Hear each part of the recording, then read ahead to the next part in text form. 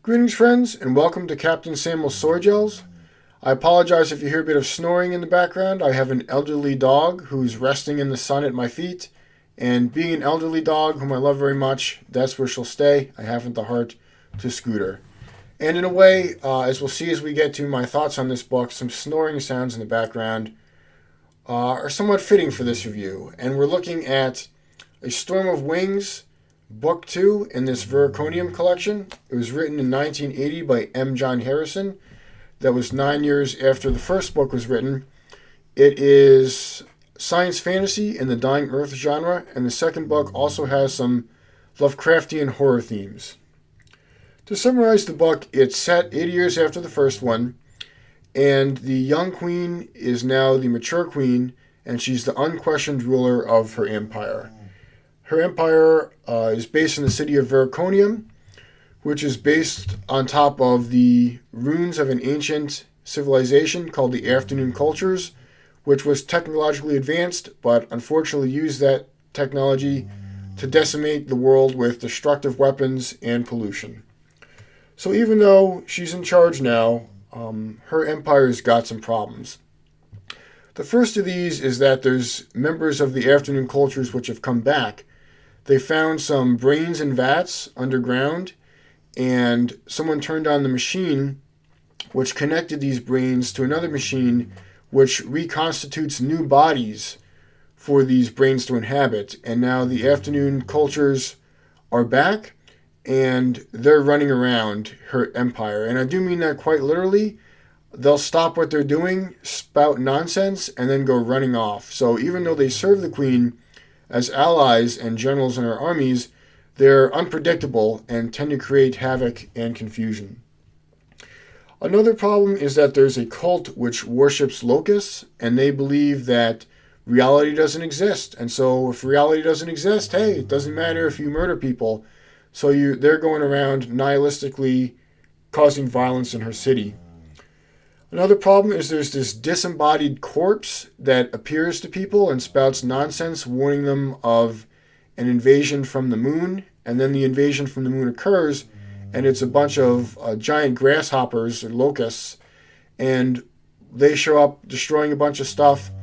And when they arrive, they also turn all of the cultists into human-insect hybrids. So in addition to the queen, we've got some other characters from the first book that make a return. Tomb the Dwarf is back. He's a technological expert that excavates these ancient ruins and puts the technology there he finds to good use. Then you've got Seller the Bird Maker, and he's called that because he makes robotic birds. He's also this alien where most of his memory is lost, but he can recall enough to give the characters some hints about what they need to do. Now, a major character from the first book was Tejas Chromis, and he might be back in this first book, but I'm honestly not sure. There's language that indicates that he might be a new character that's introduced, Hornrak the Assassin, but there's also language that seems to indicate that Hornrak is his own person. So I'm not sure if Hornrak is supposed to be Tejas Chromis after he's kind of given up on life and drinks himself practically to death and lives in the squalid part of the city, or if this is a new character that just kind of reminds everybody of Tejas Chromis. I wasn't really clear on that. So anyways, you've got all these colorful characters and Lovecraftian Dying Earth horror themes. Great setup for a story, but unfortunately compared to the first book, the second book was a really big disappointment to me. I consider the first book a masterpiece, but sometimes I think that when an artist makes a masterpiece, they don't necessarily know why it was a masterpiece, and that gets in the way of replicating the success of the first work of art. So the first book had a lot of ornate prose, but the ornate prose was never excessive and never got in the way of the excellent story and plot. It's almost like for the second book, the author heard, wow, people really like my prose. I'm going to do more of that. And boy, did he ever, because this book is just filled to the brim with absolutely ornate purple prose. For example, at one point, there's an entire paragraph just devoted to explaining that the city smells like cabbage. Yeah, so it bogs the plot down, and the story just comes to a crawl because of all this purple prose. Compounding that problem is that the story is filled with insane characters. The disembodied corpse from the moon shows up to spout nonsense regularly. Hornrack is lost in nihilistic depression, so he's always got some kind of lugubrious tirade he's got to get off his chest. The cultists have all these speeches about the emptiness of existence.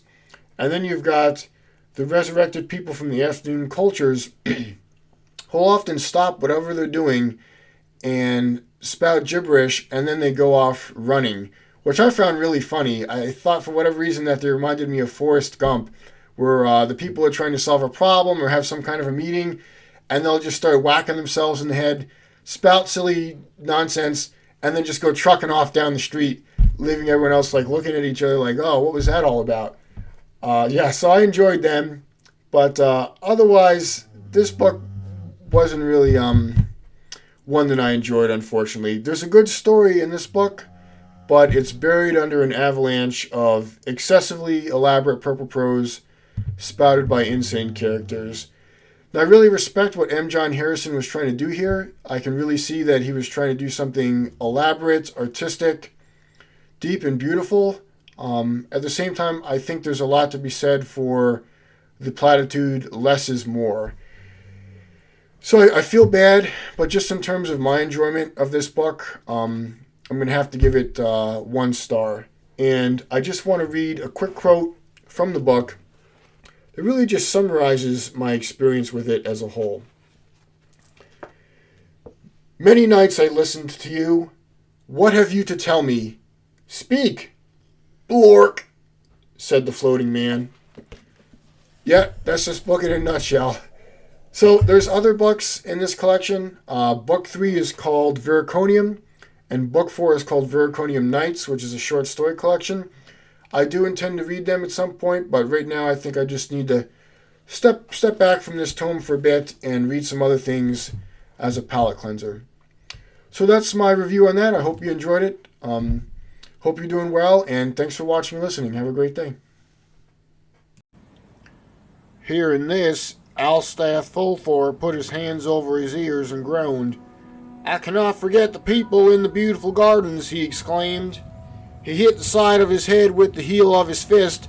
Arnak Cyan, how long is it since I saw your sweet mad face at midnight or trod with you the pavements of the Rue Morgue Avenue? And still groaning, he ran away down the corridor toward the outside world, stripping off his armor as he went.